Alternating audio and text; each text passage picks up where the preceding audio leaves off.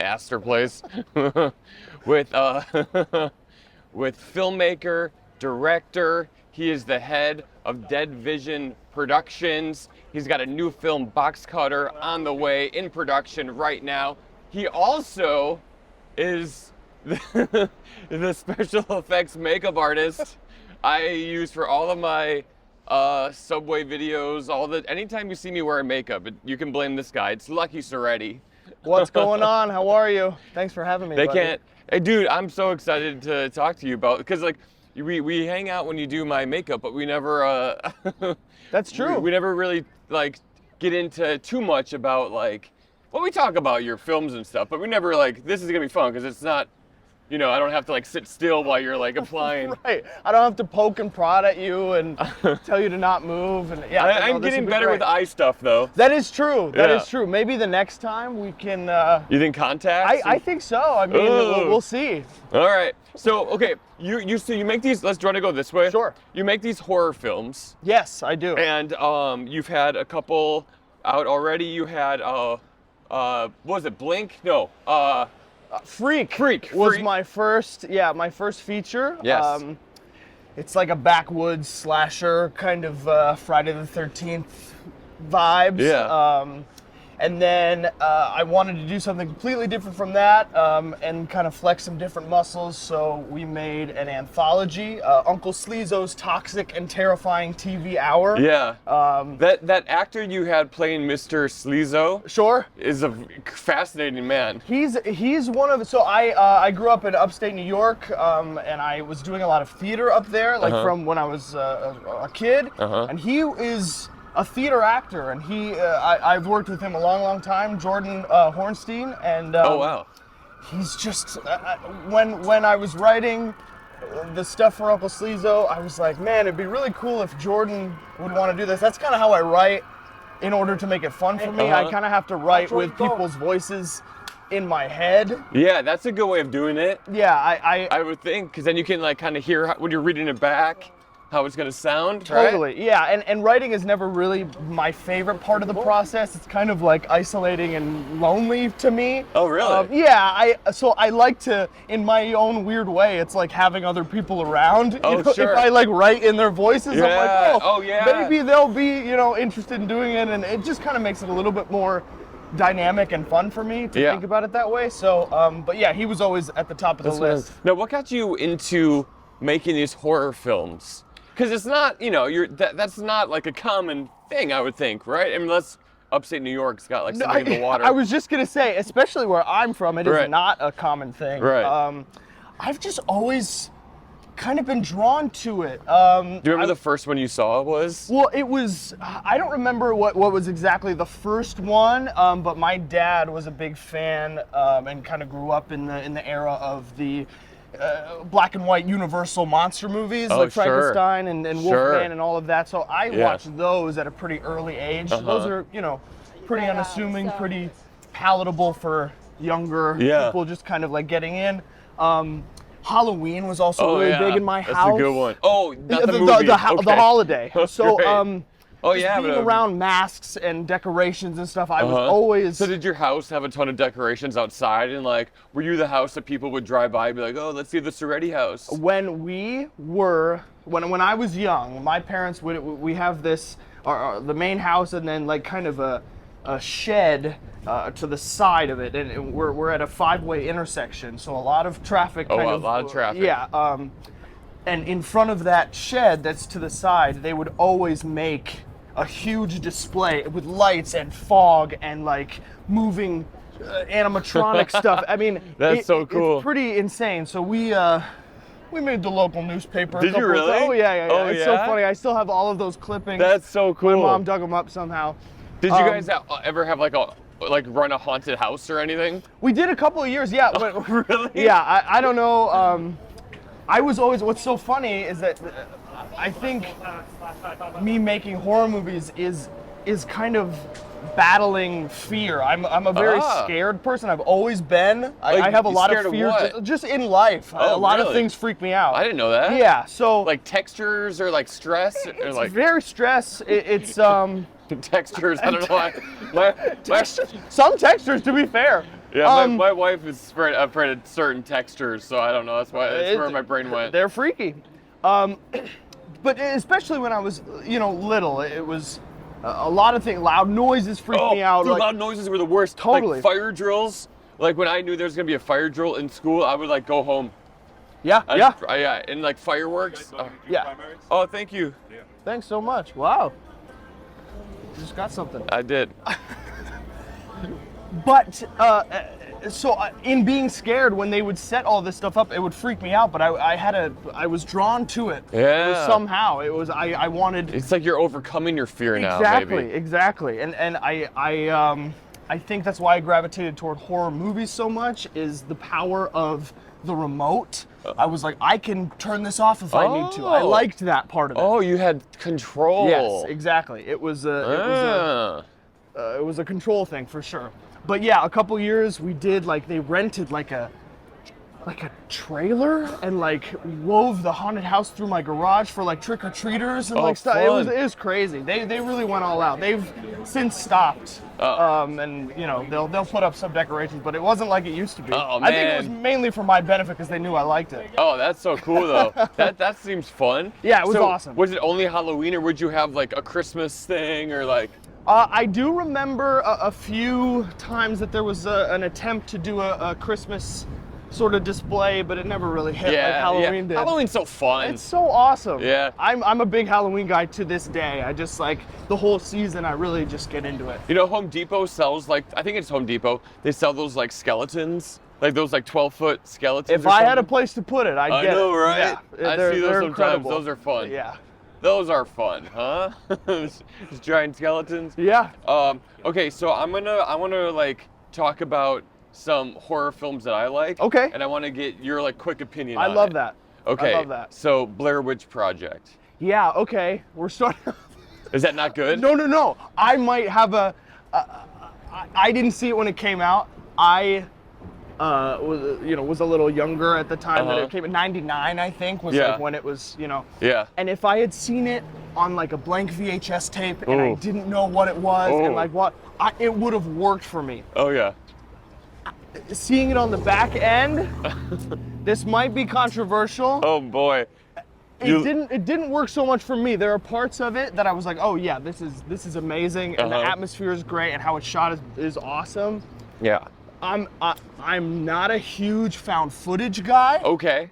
But I definitely appreciate it. I mean, it was one of the first found footage films, I think. Maybe not. I mean, it definitely ushered in all of the others to come. You know what I mean? It really And that way you win in game was 5. the gateway to the paranormal activities and the whatever. Right. It all is because of Blair Witch. Right. And, for that, I definitely respect it. Okay, what about would you consider Jaws a horror film? Absolutely. And what do you think of that? Is That's that one of my favorite movies of all time. Really? All time. Yep. Did you ever Probably top 5. There was a Broadway show about the making of Jaws. Did you see that? And show? I saw it. Our mutual yeah. friend, Matt Holzclaw, was the one who told me to go see it. Yeah, I saw that show too. Oh it was my great. God, it was so good. Yeah. So what was it good. called? The shark is broken. The Shark is Broken. Yeah, that's really right. good. Oh Okay. my God. Oh, there's another movie I was just gonna ask you about. Oh, Midsummer. I liked Midsummer. Okay. Yeah. Okay. I like Ari Aster. Yeah. I prefer Hereditary. Hereditary feels See, like I it was didn't like made for Hereditary. me. That was with the treehouse. Yeah. I didn't No? like that one. What didn't work for you? Just I didn't get why people. I just didn't get it. That's fair. Maybe I didn't get it. No, Maybe no, I gotta I- see it again. I saw it in the theater, and I was on our friend Matthew Holzclaw, who's also a Talkie-Walkie alum. Yep. But I thought okay, he said it was terrifying and disturbing. I went there and I was like, this isn't. I maybe gotta watch it again. Yeah. You think so? I mean, I would give it a second watch. It took a while for me to rewatch it, only because I was afraid that I wouldn't like it as much the second time as I did the first time. I saw it in the theater too, and I was like, man, it was a perfect movie-going experience for me. It just worked, and I left the theater with a pit in my stomach, and that never really happens, and I just love that feeling. Yeah. And I was really afraid. It was years before I watched it again, and then I was Really? like, Okay. oh yeah, it holds up. I gotta It's so watch good. it again. I think. mean- Okay. Oh, sorry. Go ahead. No, I love it, and I think maybe on a second watch, I don't know. I'd be interested to see if it works. I saw Midsummer twice. I liked it Oh, better. did you? I saw it better the second time because you could pick up on the foreshadowing. Totally. A little bit Totally. more. Yeah, there's definitely a little bit of seeds. But to be fair, in Hereditary, there's some of that. Okay, too. I gotta There's, watch it. I gotta rewatch it. Let me know what you think. Signs. Signs is great. Yeah, that's Signs a good is one, great. right? Yeah. Now these aren't very like. I feel like you make more like slasher horror films, right? The Freak for sure. Okay. I love a good slasher. I love a slasher where the villain is a little sympathetic to a certain degree, going back to kind of the Frankensteins and I love a villain in quotes that you can kind of see at least a little bit of yourself in. I think that's super important. Yeah. I'm not, again, this might be a controversial statement, I'm not a big like Halloween guy. Like I'm talking about the movie now. Right. Okay. Because Michael Myers is not too terribly sympathetic. You know what I mean? But Jason Voorhees was just a kid. He drowned. Right. He didn't, know any better, and so those things that I can grab onto of like feeling like the outsider and feeling like you don't fit in and feel. Not that I would ever take it to any kind of extremes like horror movies tend to do, but just those little nuggets of relatability is super important. So that's what I wanted to do when I made Freak.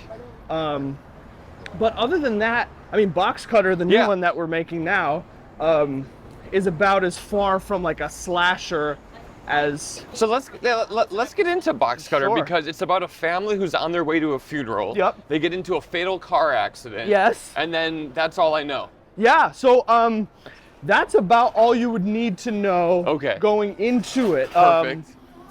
It comes from a place, it's the script that I've been working on the longest. I've been working on it for about 4 years. Wow. Is that typically how long it takes you to write these scripts? Not me, no. I wrote, I know some people really ruminate on a script and whatever. Like I said, it's like kind of my least favorite part of it, so I like to do it as fast as I can and get it out of the way. Which some would say is abundantly clear in Freak especially, but all right. but with this one I had like the nugget of an idea, and the way that I kind of piece together a script is through like set pieces or gags or kills or something like that, and kind of build around that. And this one was no different. I had just a few things and I couldn't ever really crack it.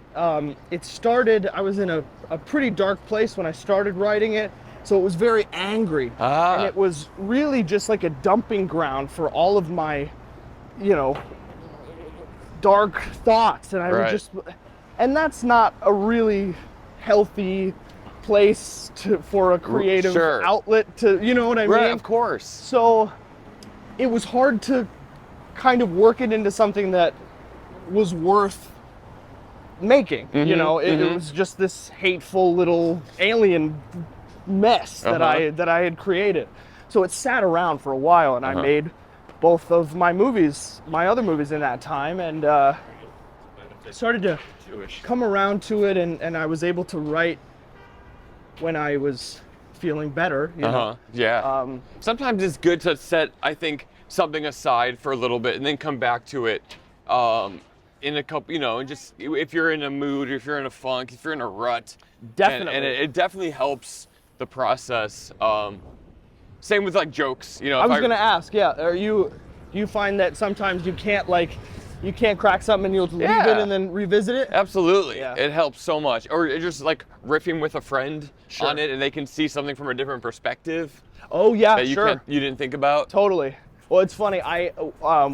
As we were making Freak, I was still in that kind of funk, and my producing partner Matt Sorensen and I were driving to set, and I was telling him about this sequence that is still in BOXCUTTER. The context has changed since back then, but I was telling him this, and I was like really adamant about it, and it's like this like horrifically brutal scene, or it was, and I finished telling him, and I was like really stoked on it, and I was like, and people are gonna fucking flip out and blah blah blah. And then he just let me talk, he let me explain it, and then he says, I understand if you feel like you need to write that, but I don't know if people need to see it. Ah. And I was like, at the time I was like, well, you don't know anything, like, really. Sure. But I think about that a lot, especially now that it's kind of morphed into something that I feel, that we're gonna make, and I definitely has transformed since then. And I'm like, man, that's really true, and that really struck a chord with me. And I was like, it's nice to. I'm so thankful that I didn't make that movie when I was still feeling, in that place. So right. So what is the process from when you have an idea for a new movie? Wait, what is this stone here? Oh. Abraham D. Beam, mayor of the city of New York, planted this tree, the first of 75 trees donated for the beautification of our community by the third. Oh, it's just a plaque for a tree. I thought it was gonna be like a grave. A man was shot here, and yeah, it definitely looks like a grave. That's wild. Wow. Good, nice tree. Thank you for the tree, Mayor Beam. Abraham. Interesting. All right. So yeah, what's like the process from when like you have an idea, then to when you shoot it? How do you fund it? Sure. How do you cast it? Like, are you like?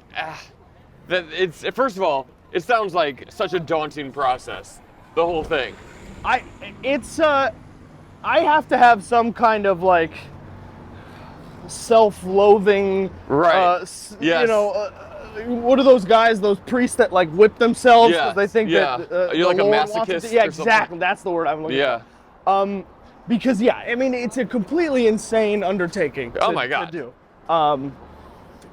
So with the other two, Freak and Uncle Sleezo, they were all self-financed, and I mean, I'm talking like I am not anybody that has any money. It's a shoestring budget. Sure. I come from the like trauma world, the micro budget, like same. 5 cents and a roll of duct tape sort of attitude. A lot can be done with a roll of duct tape. Don't remember. Don't sleep on the duct tape.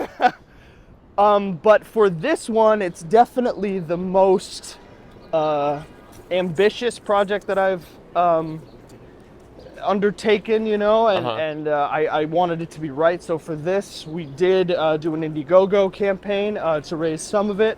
We're throwing parties, we're concerts, whatever, fundraising events. So that's been a huge learning experience for me because I had never had to raise any money like that and again, it's not a crazy big budget. How much do you think you need to raise for this film? I can make the movie, and I will make the movie for 35 grand, which like in the scope of movies, it's a lot. Is like nothing. It's a lot to me. It's a lot to me. Right. A film, Yeah. So. But that's pretty awesome. Yeah. I mean, so. Hey, let's take a stroll on here. I like this little nice. street. Look at that. It's like closed off and That's stuff. so cool. It's like a little courtyard. Yeah. We are, for those of you watching, we're on 3rd Avenue and 25th Street. So that's beautiful. Yeah, it's nice. I think there's dorms. Oh, really? Yeah, it's like what college dorms. NYU? No, we're a little up for NYU, right? Brooch? Right there. I don't know how you say that. I don't know. It's a nice little campus. Yeah, very nice. Yeah, how do you say that? Baruch? Yeah, Baruch. I think that's it. Baruch. I think I've heard of that before. Zicklin School of Business. This is where businessmen are born and molded. Hey. All right. Nice. It's 35 grand. I mean, because like, that's like a good, but I mean, that's got to pay for, costumes, actors, props, craft, locations, editing, coloring, sound, light. Like it sounds like a lot of money, but it's not a lot of money. No. And people who sign on to a movie of that budget have to be so down and have to do it because they have some kind of trust in me for whatever reason, but also just like are excited about making the Sure. thing. You know, they can't be in it for the paycheck because Right. there really isn't one, you Right. know. Right. Love Love of the game. I'm very, yeah, exactly. I'm very thankful to have surrounded myself with people that are excited and can, you know, I can call in some favors if needed. You know what I mean? Yeah. And I shoot everything kind of close to home because, again, it is the land of like a million favors Sure, for me, and absolutely. the dollar is stretched a little bit Yep. further up there. Oh yeah. Which is very helpful. But yeah, so what else? Budget? So yeah, you come up with this budget. You write the script. Yeah. How many people are in BOXCUTTER? Like, how many people do you have to cast? We have a cast of right around 10 people for this, which is kind of in the middle of Freak and Sleazo. Sleazo had a lot because it was an anthology and like there was a lot of moving parts to that. And Freak was like 6 people, I think. All right. So very just cool. right in the middle. Okay. And again, this another kind of new experience for me.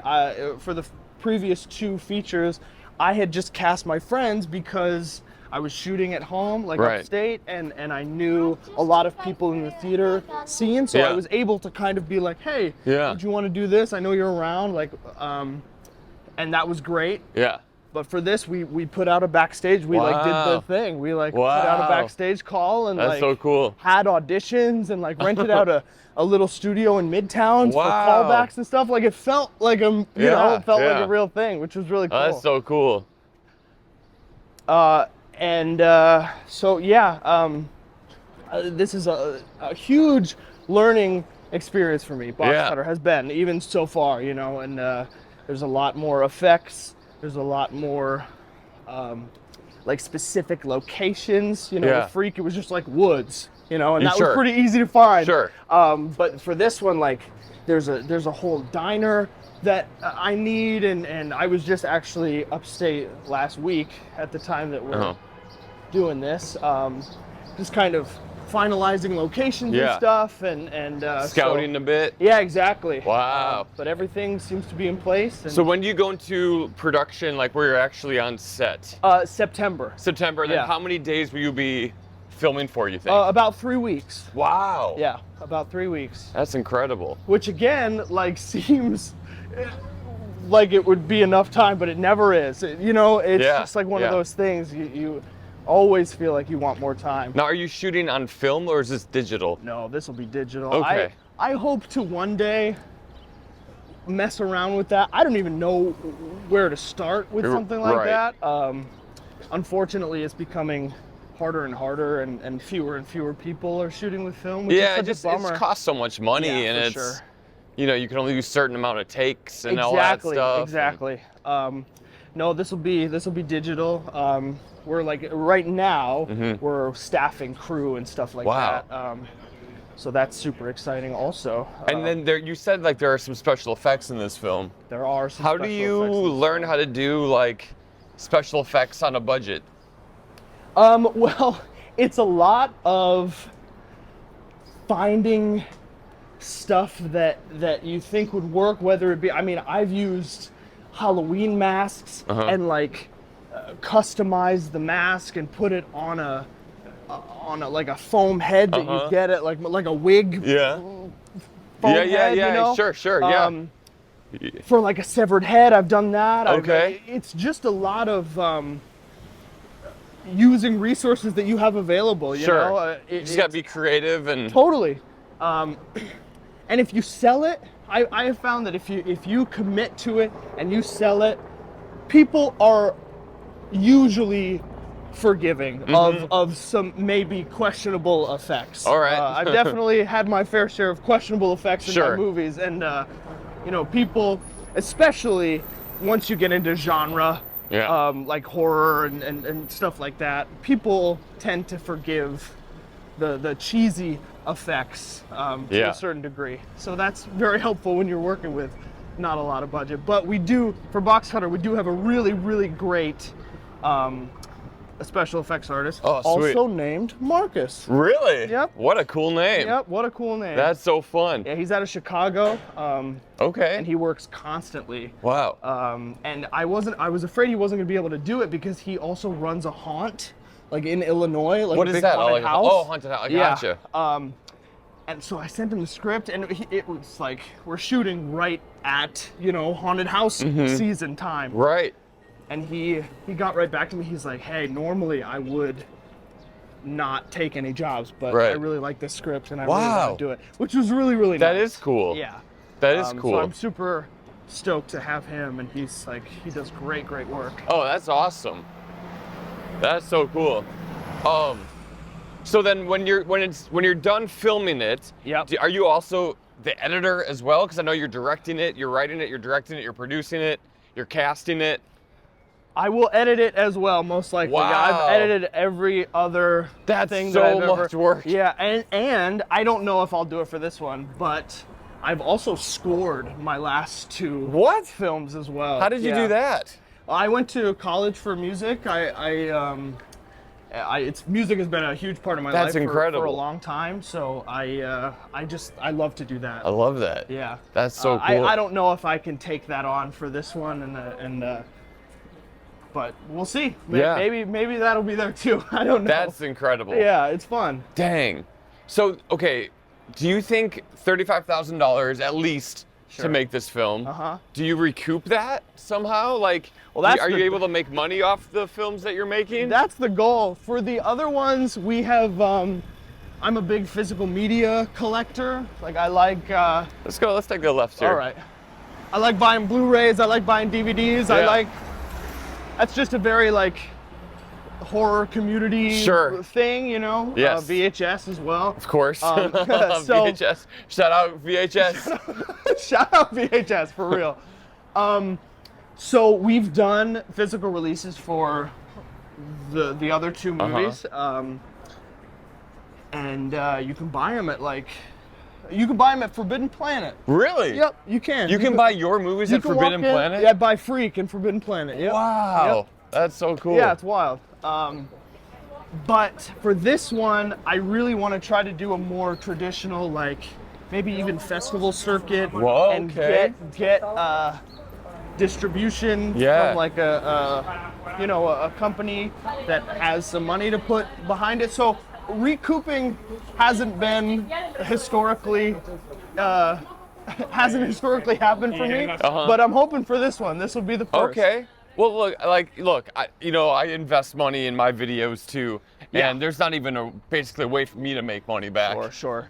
So you kind of make it back in other ways. Yeah, right? absolutely. With you got to get respect amongst your peers. Totally. Whether it's just people more people knowing your name or following you or whatever it is. I mean, even just like we were talking about, when I used to visit New York City, I would come to Forbidden Planet. Yeah. And now that you can walk in and buy my movie Crazy. in there, that is payment enough for me. You know what I mean? So it's cool. just wild. Yeah. Well, what was that process of getting your movie in a store?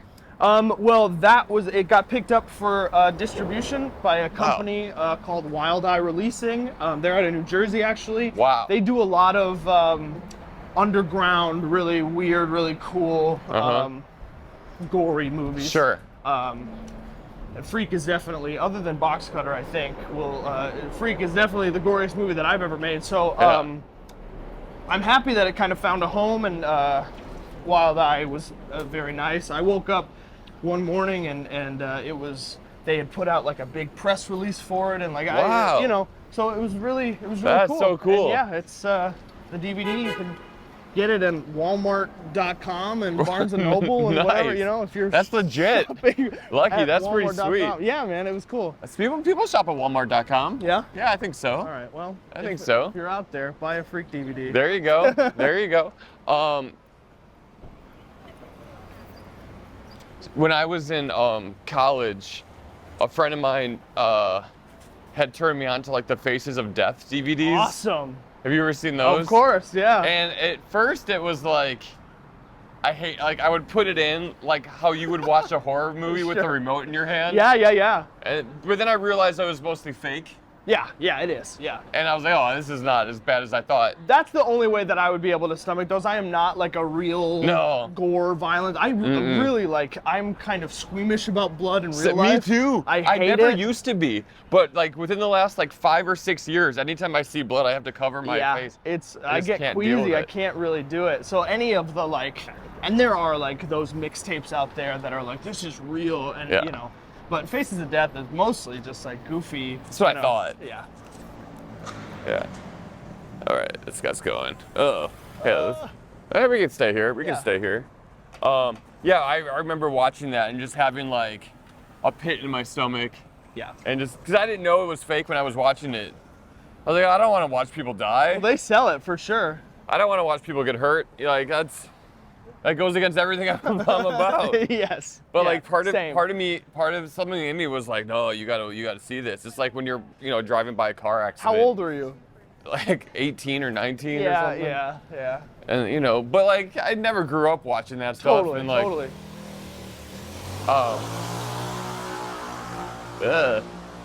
Do you have a memory of the first like exposure to horror or anything like that? It might have been the Blair Witch Project. Oh, really? Because I watched that when it came out on VHS. Sure. Dating myself here, but that was I saw a few. When did that come out? You said 99, I believe. So, yeah, I was like 8th grade or something. Sure. So that would have scared me for sure. Yeah. Oh, absolutely. Yeah, and that must have been like the first, because I was always like just watching comedies. Yeah. I wasn't really into like scary stuff. But I did see like Jaws and when I was younger, and I thought that was terrifying. That's scary. It's a scary film. Oh boy. And then they had like, what is this? There was like a made-for-TV movie about like a giant squid that was like, kind of like Jaws. Oh, really? Yeah. I Jaws remember that. spawned so many ripoffs. Oh, it's totally. Insane. Open Water. Ooh. Open Water's great. Open Water is They filmed great. that with real sharks. Is that true? That's true. Oh, I didn't know that. Yeah. That's wild. It is crazy. Like real sharks. They're just like they're hoping we get some sharks. And they saw some sharks and they're real sharks. Yeah, it was terrifying. There's a movie, there's an old Italian movie called Zombie, and a zombie fights a shark in the water. I love that. A real guy and a real shark. That's so cool. Yep, crazy. Italians. That's awesome. So we're gonna be doing some more Subway videos soon. I don't want to say which ones are coming up, but I do want to do. We did get an exciting email last week. Oh yeah, we about did. the That's guy. awesome.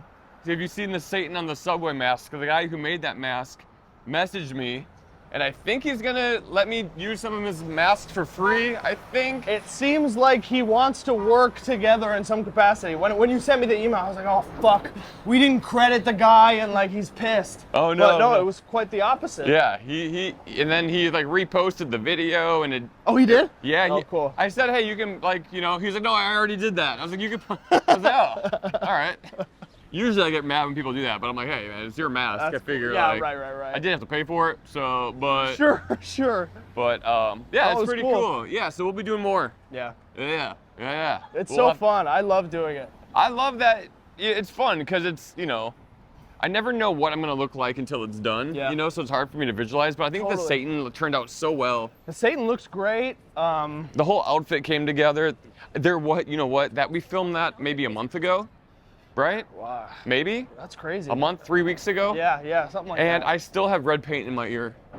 I wasn't gonna say anything, but I can definitely You can see it? Yeah, I can see it. Yeah, it's like in the inside. And I've tried to get it out, but I need to like really just scrub it. Wanted to be thorough. Yeah, you can really honestly right now still. Yeah. That's great. It made everything in my apartment red. Did it really? It made just Was the your wife cleanup. upset?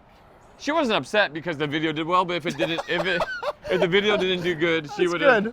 would have not liked it at all. That's good. Yeah, she would have been mad. But Yeah, of course. But yeah, it did well. It did good. Yeah. I'm happy with it. That's It got good. over 2 million views on Facebook and then probably like 1 million views on Instagram because if you combine all the Yeah, it seemed like Views together. every video did, Yeah.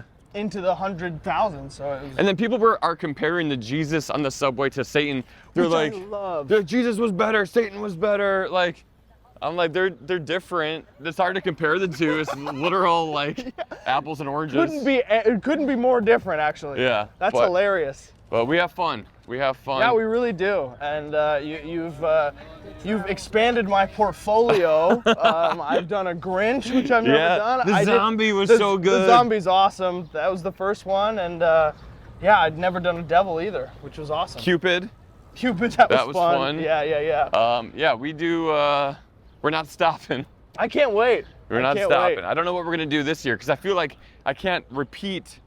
I can repeat the Grinch maybe, but I don't want to. I don't know. We'll have to see. I'll have to think outside the box, or maybe just do like, forget the holidays and just do like weird characters. Sure. Or something like that. Yeah, it'll be fun. Coming up with that stuff is half the fun for me. Totally. You know? Like, totally. oh, what could it be? It's awesome. Yeah. All right, everyone. Make sure to check out Lucky Cerruti's new film, Box Cutter. Where can people find you? Dead Vision Productions, pretty much everywhere. Instagram, Facebook, wherever you are, I most likely am. So follow along. Box Cutter coming next year. Yeah. So follow along to see us shoot that. We did it. Thank you. Talkie-walkie. Yeah. Thanks for watching. Don't forget to subscribe and/or watch another one. Watch another video. Could be fun. I don't know. Could be cool. You're already this far. You're